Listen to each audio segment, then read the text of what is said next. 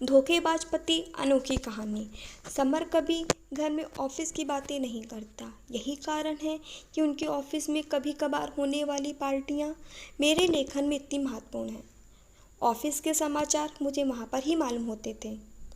कोई भी पति कभी भी अपने गॉसिप या अफेयर घर में नहीं बताता, लेकिन अगर दूसरों का अफेयर हो तो फट से घर पर सब बातें बताई जाती हैं। फिर पत्नी पार्टी में दूसरों के साथ मसालेदार खबर शेयर करती है। उस वक्त बताने वाले की आंखों की चमक और सुनने वालों की उत्सुकता देखने लायक होती है।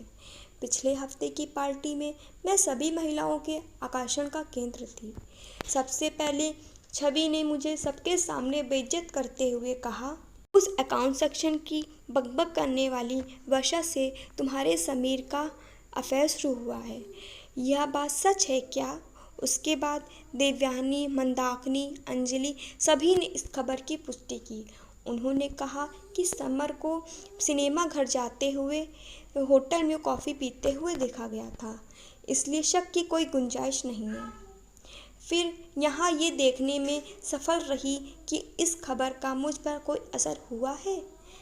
मुझे उनकी सलाह और हमदर्दी नहीं चाहिए थी, इसलिए मैं सीधे शौचालय में चली गई।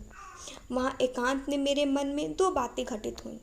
किसी भी तरह से ऐसे मामले में पति के साथ लड़ने से कोई फ़ायदा नहीं होगा। हमेशा लड़ाई का असर उल्टा होता है। दूसरी बात, ऐसे में रोने से कोई फ़ायदा नहीं होगा, फिर कुछ अलग चाल चलनी पड़ेगी। मैं वॉशरूम से निकलकर पार्टी हॉल में उनके मामले की गंभीरता का अंदाज़ा लगाने लगी। तभी मैंने समर और वर्षा को हॉल में एक कोने में मैंने दोनों को हंसते हुए और बातें करते हुए देखा। इस तरह मुझे अचानक अपने पास देखकर दोनों चौंक गए। यह इस बात का प्रमाण था कि उनके मन में चोर है। वर्षा थोड़ी खुश हुई जब मैंने उसकी तारीफ़ की कि तुम कितनी खूबसूरत दिखती हो और तुम्हारे कपड़े बहुत अच्छे हैं।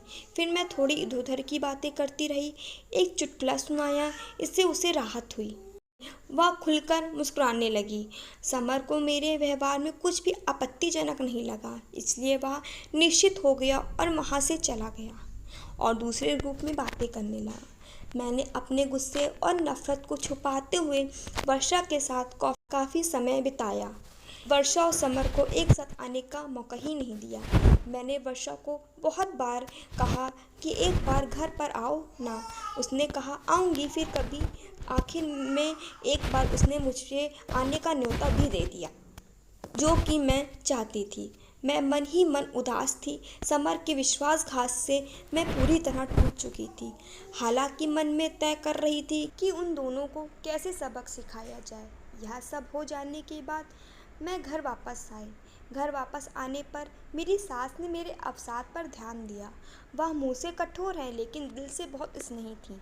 जब उन्होंने ज़्यादा जोर दिया पूछा तो मैंने सब कुछ बता दिया।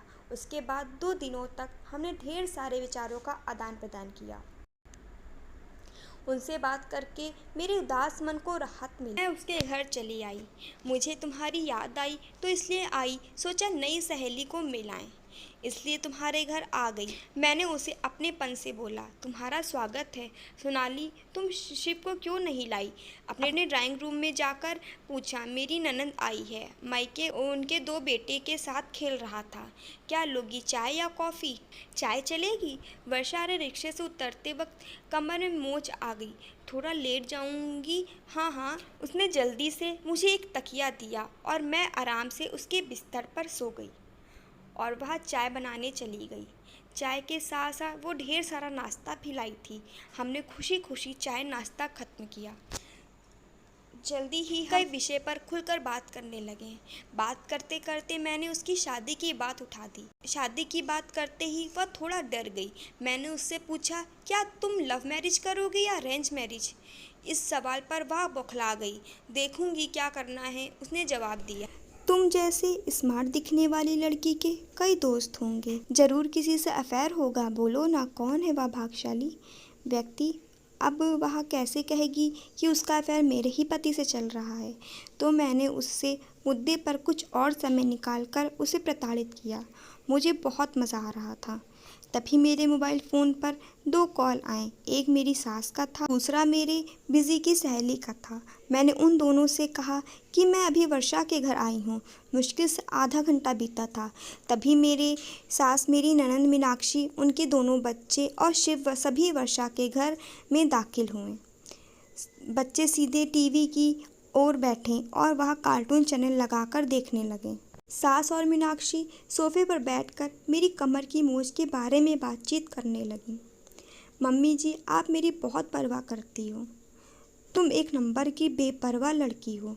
1000 बार बोला कि वजन कम करने को, प्रसार पर नियंत्रण रखें, इसलिए वजन से कमर में मोच तो आएगी ही ना। पर तुम्हें तो किसी की सुननी ही नहीं है।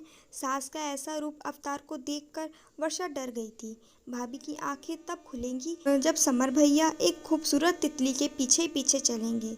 मीनाक्षी ने कहा, इस पर सांस भड़क उठी। तुम्हारे भैया के पैर तोड़ दूंगी और उस तितली के पर भी, समझी। मेरे सास ने मीनाक्षी को जवाब दिया, अरे माँ, मैं मजाक कर रही थी। क्या तुम नाराज़ हो गई? फिर मूर्खों जैसी बात क्यों कर रही हो? वर्षा अपनी उंगली या एक दूसरे में उलझाकर जमीन की तरफ नज़रें झुकाए खड़ी थी। मेरी सास की तरफ उसकी देखने की हिम्मत नहीं थी।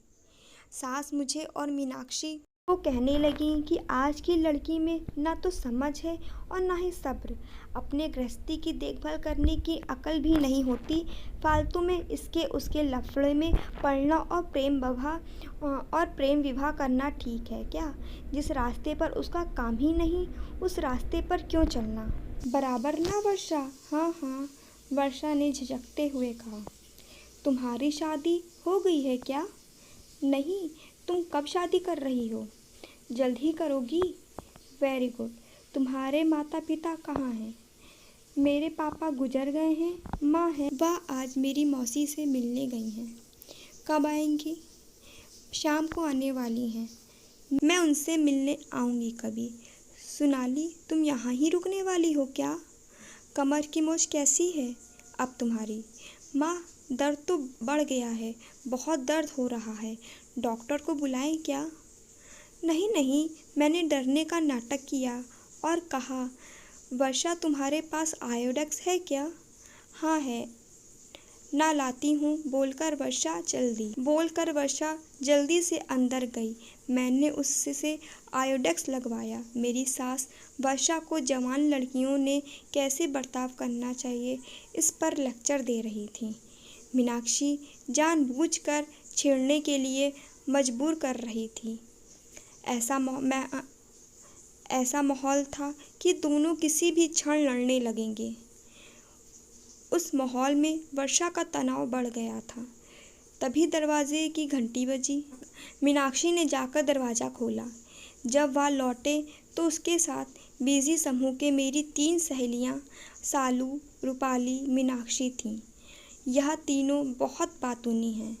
उनके आगमन ने माँ बेटी के बीच वाक्य युद्ध को रोक दिया, लेकिन रूम का आवाज़ एकदम ज़्यादा बढ़ गया। अपनी नई सहेली से सेवा करवा रही हो क्या सोनाली? रूपाली ने आंखें फैलाकर कहा और सभी हंस पड़े। वर्षा, तुम्हारे बारे में बहुत सुना है। सोनाली हमेशा तुम्हारे बारे में बोलती रहती है। देखो, उसके दिल में बैठकर हमें वहाँ से मत भगाना। शालू ने वर्षा के कंधे पर हाथ रखते हुए कहा, हम अपने नए दोस्ती की नींव को मजबूत करने के लिए गर्मा गर्म समोसे, जलेबी, ढोकला लेकर आए हैं। मनीषा ने इतने बेपरवाह अंदाज में कहा कि वर्षा को हंसना आया। अपना परिचय देने के बाद तीनों साहसपूर्वक रसोई में घुस गए। आयोडेक्स को अपनी जगह रखकर हाथ धोकर वर्षा रसोई घर में गई तो उनकी चाय बनकर रेडी थी। लेकिन एक बात सच है कि सब कुछ वर्षा के घर में था और वह अपनी अपनी जगह पर था। शालू ने बच्चों के लिए फ्रिज से जूस का जग निकाला। हम सब चाय, समोसे, जलेबी खाकर मज़े में गपशप कर रहे थे। वर्षा के फ्लैट में हंगामा कभी नहीं हुआ होगा। मेरी सहेलियों ने तुरंत वर्षा से दोस्ती कर ली। वर्षा भी उनसे बहुत खुलकर बात कर रही थी, जैसे वह पुराने परिचित हों। शालू ने शरारत भरे अंदाज में कहा कि सोनाली, वर्षा से दोस्ती करने से तुम्हें ज़रूर फ़ायदा होगा। मैंने कौतूहलवश पूछा, कौन सा फ़ायदा? अरे, समर के ऑफिस में होने से वर्षा तुम्हें वहाँ की सारी बातें बराबर बताएगी। मतलब अगर तुम्हारे समर का वहाँ किसी से अफेयर हुआ हो तो यह तुम्हें तुरंत बता देगी। अरे हाँ, सच में वर्षा, तुम मेरी आंखें बनकर समर पर ध्यान रखोगी। मैंने बहुत प्यार से वर्षा को कहा। वर्षा के गाल एकदम गुलाबी हो गए। उसने जवाब नहीं दिया, सिर्फ सिर हिला दिया और फिर वह टेबल पर का सामान समेटने लगी। रूम का फैला हुआ सामान निपटाने वाली थी कि तभी मेरे ससुर वहाँ आ गए। उनके आते ही माहौल बदल गया। मेरे ससुर बहुत स्ट्रिक्ट थे। मेरी सहेलियों ने फटाफट पल्लू दोनों कंधों पर लिया और झुककर उनका आशीर्वाद लिया। सब ऐसे चुप हो गए जैसे उनको बोलना आता ही नहीं हो। बहू घर चलने की स्थिति में हो या एम्बुलेंस